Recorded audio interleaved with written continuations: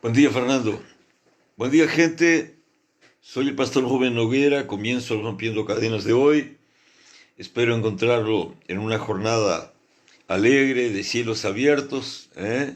Que la bendición, la gracia, el favor de Dios, la alegría del Señor esté marcando su corazón y su vida.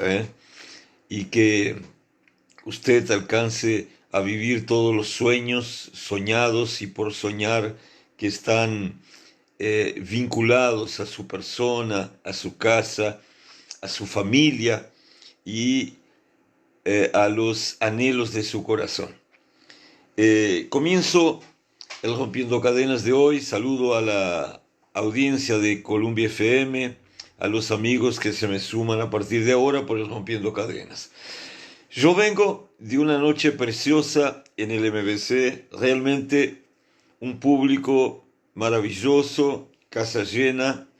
Estuvimos con un culto de bautismo el domingo y unos cuantos hermanitos. Creo que por primera vez en la historia del MBC, la mayoría de los bautizados era hombre, porque siempre las mujeres superan el número de hombres bautizados. Ya me ha tocado hacer bautismos únicamente de mujeres, pero de esta vez el número de varones era bien superior en 2 o 3 veces al número de mujeres. Tuvimos un lindo culto, una palabra que fue rema, que marcó, ¿no?, ciertamente la vida de los que estaban allí, y pudimos salir con mucha alegría por la celebración, por los festejos, por todo el bullicio que provoca ver gente eh, descendiendo a las aguas, tomando la decisión por Cristo y entregando su corazón al Señor. Algo importante que cambia vidas, que transforma el camino del hombre y que ciertamente produce bienestar en el espíritu, en el alma, en la casa, en la vida de cada persona. Un tiempo especial que tuvimos y la iglesia concurrió a recibir a esos hermanos, a darles la bienvenida, a sacudirlos en medio a las ropas mojadas con agua bastante fría. No fue poco lo que hubo que aguantar, el agua estaba bastante helada. Pero fue una noche preciosa. Espero que todos estén bien y que nosotros podamos gozar de ahora en adelante con el convivio, con la comunión de estos hermanos que se han sumado a la iglesia del Señor Jesús. Un tiempo maravilloso. La Biblia habla de alegría en el cielo, fiesta en el cielo, cuando corazones, cuando hombres que tienen una vida con pecado se arrepienten y vienen al Señor. Bueno, y nosotros ciertamente también hicimos nuestra fiesta, nuestro relajo, nuestra celebración por poder estar bautizando a estos queridos que descendieron a las aguas en la noche de ayer. Amigos, por acá sí tengo Enilda Viera, buen día, Marta Araujo, buen día, Carlos Mario, buen día, Luciana Rodríguez, buen día, bendiciones mil al escucha con los muchachos por aquí. Karen Ayala, buen día, bendiciones para todos.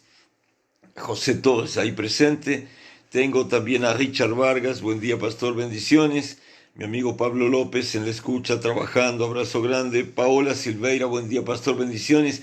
Culto hermoso y los hermanos que se bautizaron un gran paso dieron. Lindo, lindo, bendiciones. Es verdad, es verdad. Nos dio gusto ver a la gente ahí metida, esperando el tiempo del bautismo, aplaudiendo, cantando, alegrándose por las decisiones que ciertamente van a marcar la vida de la gente, van a hacer una transformación en la vida de la gente. Nosotros muy contentos con eso. Eh, Marcos Salves por acá, buen día. Walter Fernández, buen día, pastor. Dios lo bendiga. Marcos con Karen, ahí está, Marcos, Karen, Dios lo bendiga. Marcos, lo tengo en la agenda todavía no me dio para marcarle, pero le voy a marcar, lo tengo ahí para agendarlo, no me olvide de usted. Walter Fernández, buen día, pastor, Dios lo bendiga. Mónica Ribeiro, buen día, lindo el bautismo y palabra. Muy bien. Un tiempo especial, vivimos una fiesta, celebramos, nos reímos, aplaudimos, saltamos, cantamos y ciertamente vimos vidas empezar un proceso de transformación, de cambio, que va a marcar definitivamente su andar en Cristo. Ana María Valerio por acá, buen día, y Ana Paula Rivero también presente. Gente, yo estaba leyendo hoy el libro de Proverbios. Estaba ya por el capítulo 21 y allí dice,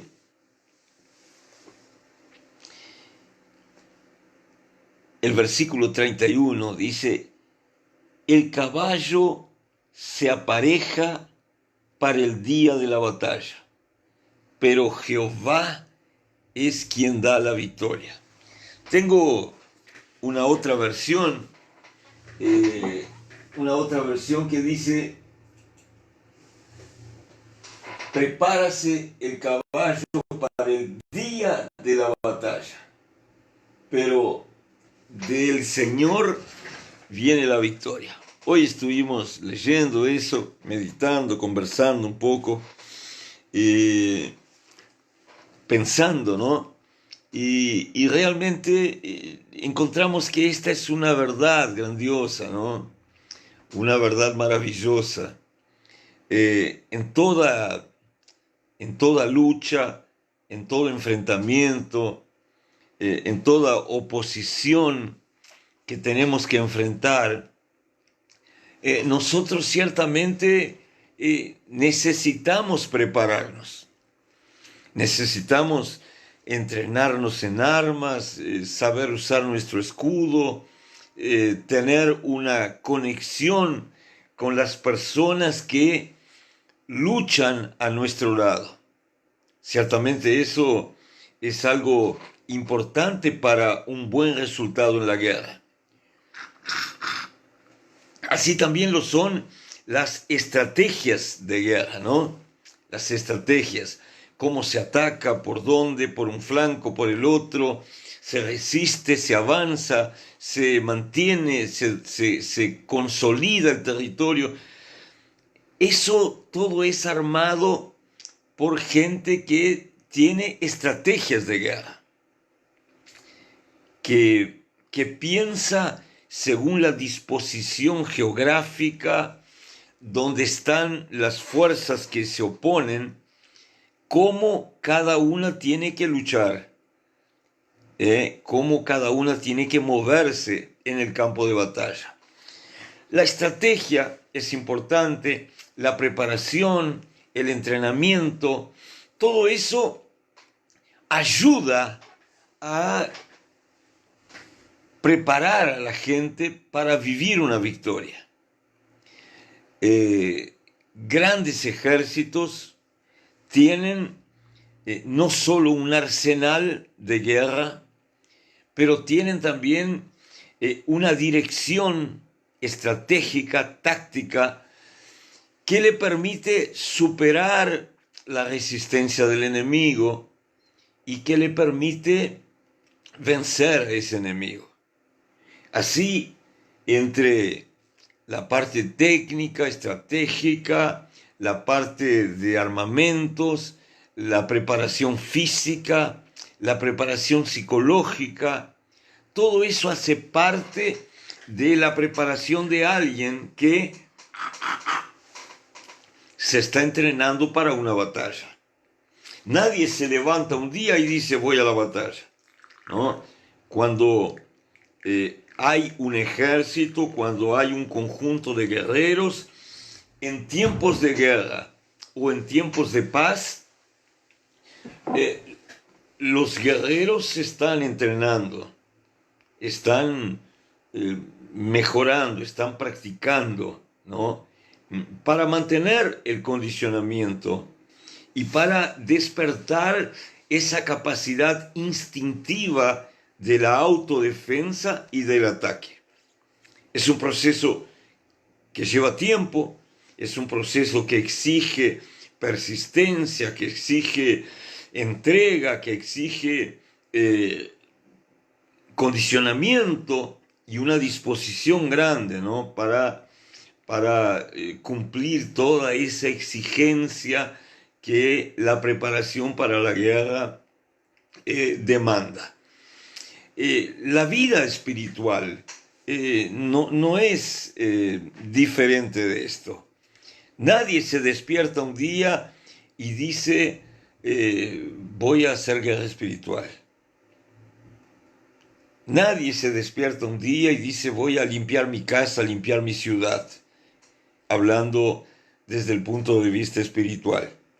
La preparación para la guerra espiritual es tan exigente, es tan personal como la preparación para una guerra militar. Si bien las armas son diferentes, si bien los entrenamientos son diferentes, el tiempo de entrenamiento es exigido y el manoseo de las armas que serán usadas también es una exigencia dentro de cada preparación. Por ejemplo, antes de que alguien se decida a hacer guerra espiritual, la persona tiene que tener el hábito de la oración. La persona tiene que tener el hábito de hablar con Dios, de rendir cuentas a Dios, de confesar sus pecados, de pedir ayuda a Dios para que Dios lo fortalezca en el sentido de vencer la tentación, de vencer el pecado, de vencer esa inclinación a la maldad que el corazón del hombre tiene, ¿no? Esas son cosas que deben hacer parte de la vida de todos los que se dicen creyentes en el Señor. Esa preparación, esa capacidad de enfocarse en ese desafío que el hombre vive todos los días. Porque todos los días hay una guerra espiritual, porque todos los días un enemigo se levanta para darte muerte, porque todos los días hay un enemigo que se levanta, o mejor, cuando usted se levanta, el enemigo ya está a la puerta diciendo te mato, te robo, te destruyo, te quito, te impido de avanzar, te desanimo, te tiro al piso, ¿no? El enemigo todos los días. El enemigo no se cansa, el enemigo no desiste, el enemigo no se desanima, el enemigo está siempre buscando una clave para entrar en tu territorio de defensa y para robarte los secretos, para robarte las riquezas, para robarte lo que cada persona ha conseguido guardar, acumular o conquistar, ¿no? Y eso, para que lo defendamos, exige un poco más que la decisión de defenderlo. Exige un poco más que la decisión de proteger lo que es nuestro. Exige una disposición de pelearle al no, de pelearle al obstáculo, de resistir a la oposición, de vencer a los vientos contrarios, de subir los peldaños, de luchar para salir del valle y alcanzar las alturas. Y todo eso muchas veces, a pesar de exigir esfuerzo, no demanda únicamente fuerza, demanda conexión con el cielo, demanda dependencia de Dios, demanda rendición a Dios, demanda un proceso de consagración, de santificación, demanda un apartarse de la vida vulgar, de la vida común, de la vida de pecado, ¿no?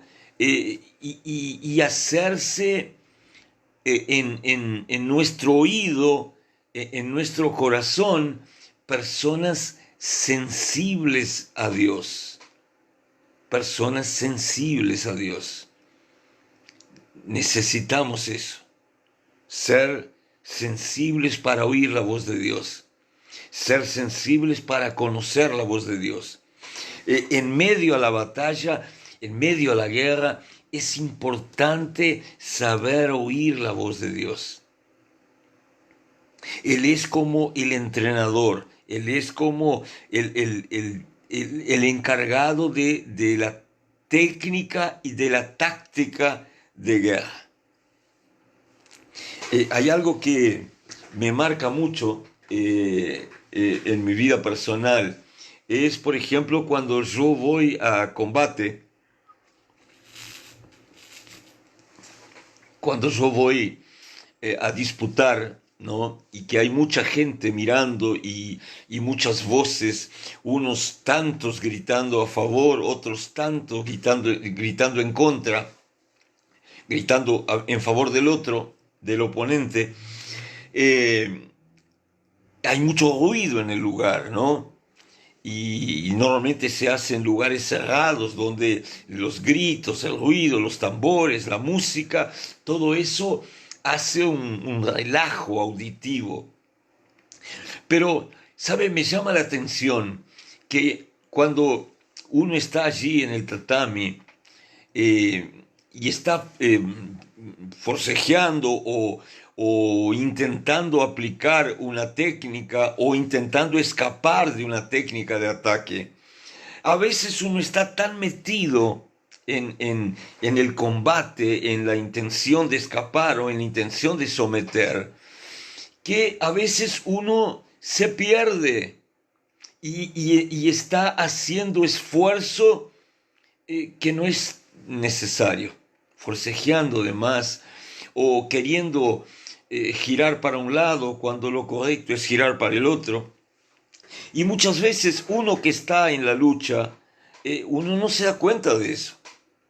Pero algo que me marca mucho, es en medio del combate poder oír la voz de mi instructor, de mi sensei, de mi profesor. ¿Por qué? Porque el instructor de lejos, a la orilla del campo de batalla, él tiene una visión diferente a la que nosotros tenemos. Y a veces, cuando el que lucha está intentando hacer un pasaje para un lado, un giro para un lado, la voz del que me instruye, la voz de mi instructor, me coordena para que yo haga exactamente un giro contrario. No, no, no, no, para la izquierda no. No, no, no, no, saca esa mano de ahí, saca esa mano de ahí, saca ese brazo de ahí. ¿No? Cosas así. Y yo digo, qué importante es en medio, ya estoy habituado con eso, pero en medio al relajo que se arma, aquel bullicio, gente gritando, como le dije, gente gritando a favor, gente gritando en contra, la voz del instructor entra clara en la mente. Hay 200 voces gritando, pero la voz del instructor suena muy claro en la mente de quien está luchando. ¿Por qué? Porque conoce a su instructor, porque conoce su voz, pero principalmente porque está conectado al instructor y está activo en la disposición de oír lo que el instructor va a decir. Y muchas veces el consejo de ese instructor es fundamental para que alguien que lo siga pueda vencer una guerra. Usted ciertamente lo ve, no sé si lo mira, pero en UFC se ve mucho, ¿no? en todos esos campeonatos de lucha se ve mucho. Y los instructores están allí a la orilla del octógono gritando y no, no, ahí no, sí, sí, sí, dale, anda. Bueno, ¿por qué? Porque la visión del que instruye es una visión diferente a la visión de quien está en medio de la guerra. Así es en el mundo espiritual.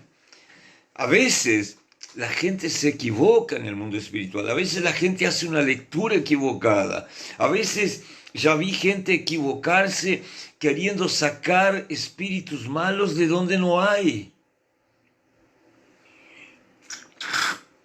Ya vi gente diciendo que liberó a tal persona y la persona no está libre, todavía tiene eh, cosas feas adentro, cosas malas adentro. Y muchas veces la visión del que está en el altercado, en la expulsión, en la liberación, en la lucha, se equivoca. Por eso es importante un mentor, ¿no? Apelando más al área intelectual, al área espiritual. ¿Cómo es importante un mentor que te instruya, que te dirija desde afuera, ¿no? Que te comande, ¿no? Que te diga, no, no, ahí no, no, ahí sí, sí, insistí. La guerra espiritual exige tanta o más preparación que la guerra física, la guerra de competición, ¿no? ¿Cómo es importante la conexión, le decía yo, con la voz de su instructor? Usted está en el medio de la pista de guerra, del tatami, él está ya en la orilla con los ojos fijos en su presentación, en sus actitudes, en su esfuerzo, pero muchas veces él ve más que usted, ¿no? Muchas veces el comando que él le da lo lleva a economizar fuerza. Recuerdo una lucha que enfrenté y ya había acumulado los puntos para ganar y yo estaba forcejeando, intentando hacer otra clave que no solo iba a inmovilizar como lo tenía a mi oponente inmovilizado, pero lo iba a finalizar. Y mi instructor me gritó de lejos, no, no precisa más, no precisa más, no precisa, solo mantenerlo dominado, solo mantener. Y claro, aquello me economizó 40 segundos más de esfuerzo, me economizó corazón, me economizó músculos, ¿no? Me economizó esfuerzo. ¿Por qué? Porque la lucha ya estaba gana. Yo ya estaba con los puntos para vencer y solo tenía que sujetarlo en el piso y mantenerlo controlado. Si yo no oyera la voz de mi instructor, yo iba a tomar otras actitudes, forcejear un poco más, intentando llegar a un sometimiento cabal, a una finalización. Pero la voz de mi instructor me dijo, ya venciste, solo mantenerlo en el piso. Y pasaron aquellos 40 segundos corriendo y sonó la campanilla que daba final a la lucha y yo estaba con los puntos de victoria. Así, en medio de la guerra, nuestro oído espiritual tiene que estar ligado a la voz de Dios. Así nuestro oído espiritual tiene que estar conectado y tiene que conocer la voz de Dios. Y eso de conocer la voz de Dios que nos habla, que nos indica, que nos enseña, exige la práctica, exige esa comunión, exige ese estar con Dios. No es solo orar, no es solo orar. Le digo, hay mucha gente que ora bastante, pero nunca oyó la voz de Dios. Hay mucha gente que ora bastante, pero no escucha a Dios, apenas Él habla, ¿no? Y yo recuerdo cuando allá atrás, siendo ya hombre adulto, pero joven, cuando yo me convertí, me decían, nosotros no tenemos una religión. El primer pastor que tuve me decía, nosotros no tenemos una religión, nosotros tenemos una amistad con Cristo Jesús, tenemos una relación con Cristo Jesús. Y esa amistad los lleva a tener que hablar con Él, los lleva a tener que oír de Él, los lleva a someterse a Él, porque hay una relación, pero en esa relación usted es siervo, yo soy siervo y Él es Señor. En esa relación yo puedo ser esforzado, yo puedo ser valiente, pero Él sabe más que yo. Yo puedo tener cosas en el control de mi brazo, de mi mano, pero Él ve más lejos que yo. Entonces yo tengo la necesidad no solo de oírlo, conociendo su voz, pero también de obedecer a su comando. Yo tengo la necesidad de obedecer a su comando, de escuchar lo que Él me dice, de obedecer a lo que Él me dice. Y principalmente de estar atento a su voz, porque la voz va a llegar, Él me va a hablar. Lo que ocurre es que mucha gente dice, pero Dios no me habla, y Dios habla. El problema es que a veces el hombre no escucha. ¿Por qué no escuchamos a Dios? La primera razón es que a veces estamos lejos de Dios. Una cosa es usted hablar con una persona ahí sentado en su sala, en su escritorio, en su casa, al otro lado de la mesa. O sea, usted está cerca, lo suficientemente cerca para escuchar lo que la persona le dice. Otra cosa es que la persona le hable a 100 metros. Ella puede gritar, ella puede esforzarse, ella puede usar hasta un amplificador de voz. Pero de repente el ruido existente, el ruido que lo rodea a usted, el ruido que rodea a ambos, puede ser un factor impeditivo de que usted venga a escuchar y a entender lo que la persona le dice. A veces, en el ambiente espiritual, estamos nosotros metidos en un ruido, en voces contrarias que hablan, en expectativas que se pronuncian, en exhortaciones, en comandos ajenos que se producen, que nos impiden por lo menos de entender lo que Dios dice. A veces de oír lo que Dios dice. Entonces, toda esa necesidad de oír, necesidad de estar preparado, necesidad de obedecer, necesidad de entrenarse, necesidad de saber manosear las armas que uno tiene a disposición, exige entrenamiento, exige capacitación, exige práctica, ¿no? Repetición de los movimientos, de la forma de orar, de la forma de leer el ambiente espiritual, el contexto espiritual, ¿no? Allí donde practico, toda vez que aprendemos un movimiento nuevo, un ataque nuevo, siempre escuchamos lo mismo. ¿Entendieron? Sí. Ahora practíquenlo 1000 veces para que les salga automático.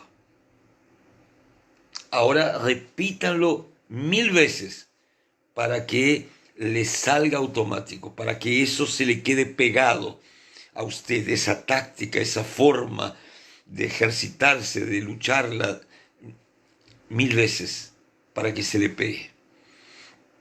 Entonces, la vida espiritual también exige eso. Y una de las cosas que más marca nuestro camino de victoria es entender que la estrategia de guerra siempre es de Dios. A veces nosotros queremos tomar la delantera y nos estamos sintiendo ungidos o fuertes, y queremos comandar, sintiéndonos generales. Pero nosotros no somos generales. Nosotros somos soldados. Nuestro papel es ser soldados. Nuestro papel es luchar la buena batalla. Hay un general que va adelante y que comanda con arengas, con gemidos, con gritos, abriendo camino y haciéndonos llegar a nuestro punto de realización, a nuestro punto de victoria, a nuestro punto de conquista. Pero necesitamos estar sometidos a ese general, necesitamos oír la voz del general, necesitamos depender de la estrategia que él va a dar, necesitamos esperar su voz de comando.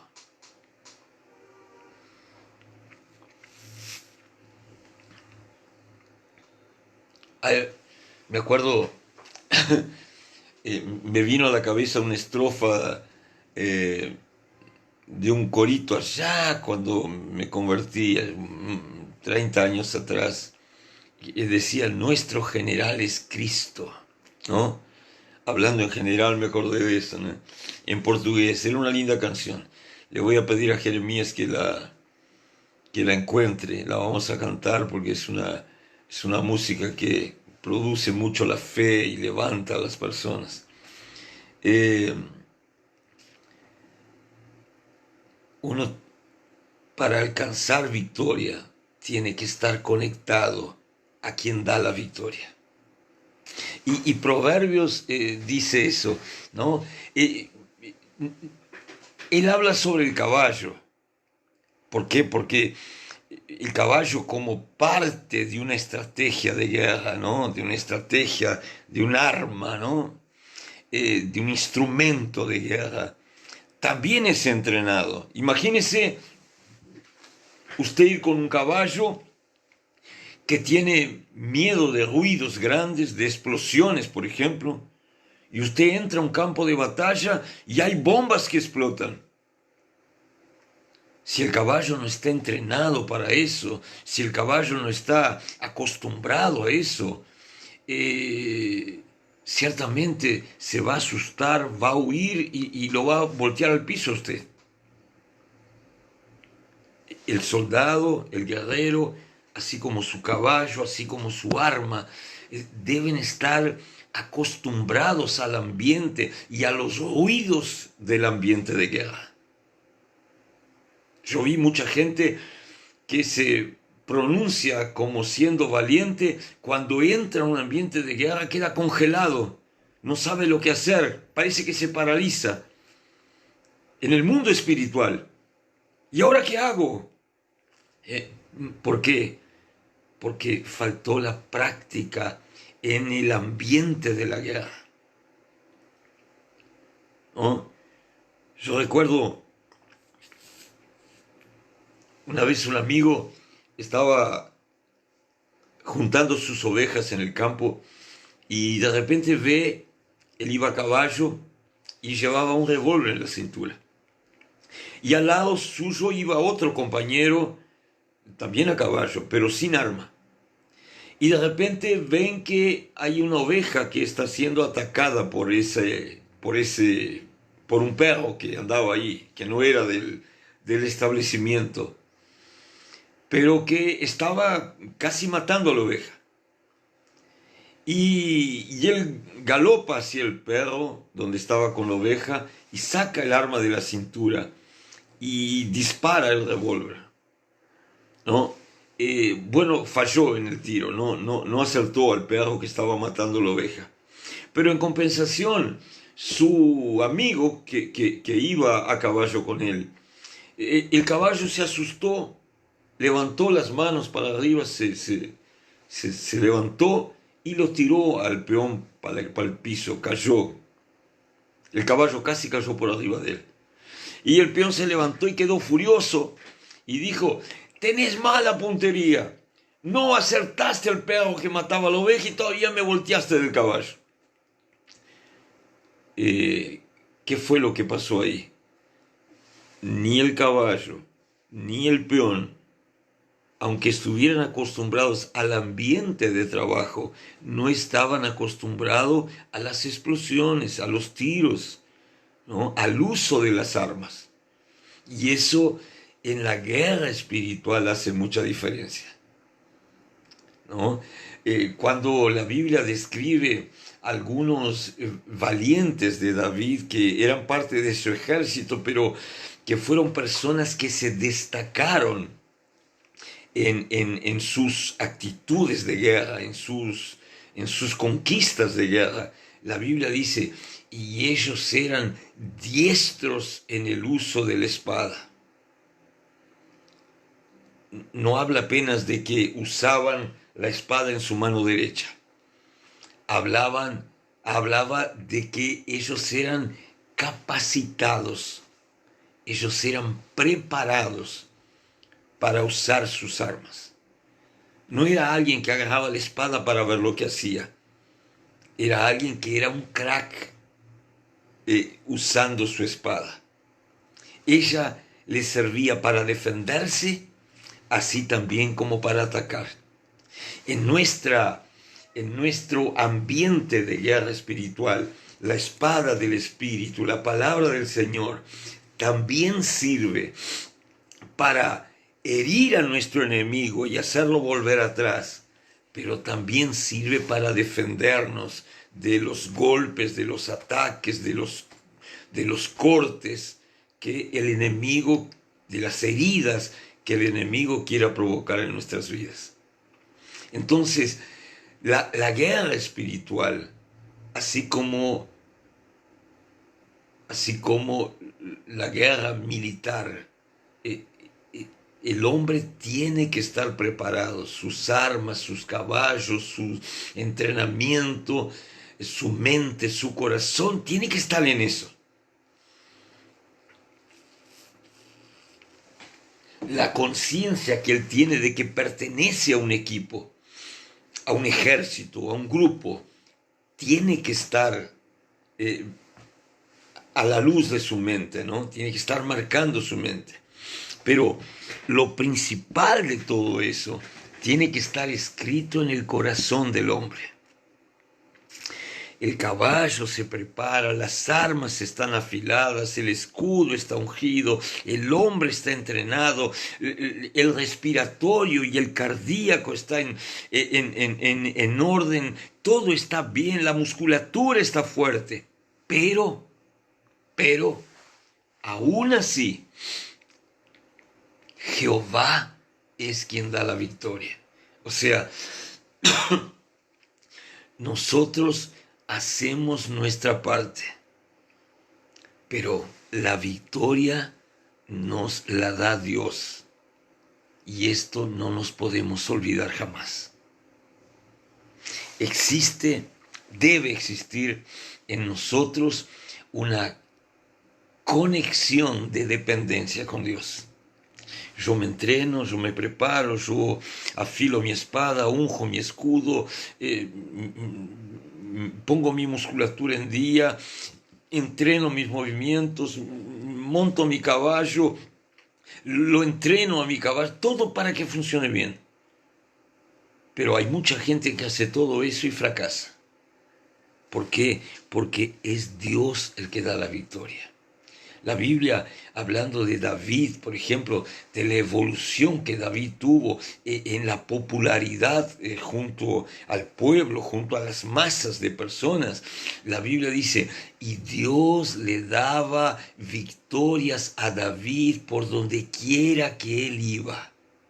Y así David se hacía conocido y sus dominios se extendían. Amados, su victoria depende de Dios. Mi victoria depende de Dios. Nuestra victoria viene de mano de Dios. Queridos, mi cariño a todos los que me acompañaron por acá. Hoy registré con gusto la visita en radio, no sé si él está, pero la primera vez que me escribe, Brian Quevedo da Silva, acá estamos en la escucha, Teresa Viana por acá, Teresa Viana me apareció en el culto esos días, Carlos Daniel, allá de Aduana Batoví, Walter Fernández por acá presente, Mónica Ribeiro, bueno, tengo una infinidad de mensajes, de contactos por acá, gratitud al cielo por sus vidas, tengo a Enilda también, bueno, espero haberlo ayudado, espero que su corazón esté convicto de la necesidad que usted tiene de estar conectado a aquel que da la victoria. Nuestra victoria viene de Cristo. Él es el que abre las puertas para la victoria. Y Él es el que cierra nuestras vidas con vallado para que el enemigo no nos toque, no nos hiera y no nos derrote. La Biblia lo dice. Y yo de verdad, le creo en el nombre de Jesús. Amén, amén y amén. Dios te bendiga y guarde ese Proverbios 21:31 en su corazón. La victoria viene del Señor. Nos vemos mañana al mediodía por Columbia FM. Beso grande. Chau, chau.